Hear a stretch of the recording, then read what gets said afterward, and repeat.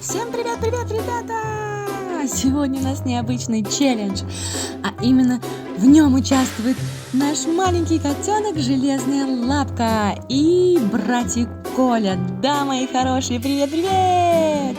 Вы на канале Близняшки Шоу, и нам будут помогать Бакуган, Скричер и Оптимус Прайм. Так, что же у нас будет дальше? Первым выходит Скричер на эту площадку и котенок Железная Лапка. Интересно, испугается он или нет? Не испугался.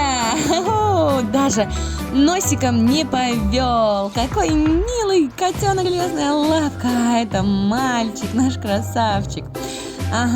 Сейчас мы приступаем к следующему уровню нашего челленджа. И это Мамонт Скричер. Интересно, испугается он его? Как вы думаете, ребята? Скорее пишите комментарии, испугается или не испугается наш котенок Железная Лапка. Такой милый малыш. Ну-ка, скорее смотрим. Так. И запускаем. Вы готовы? Не получилось. Ух ты!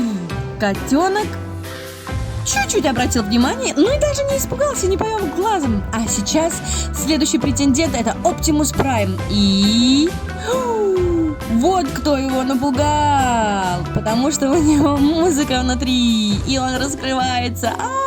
Нет, он не хочет сидеть на месте, он убегает от него. Коля, братик, скорее спасай Железную Лапку. Отлично. Дыш, драка, дыш, я тебя побежду. Как правильно, напишите в комментариях. Правильно, мои дорогие, одержу победу. Всем пока-пока.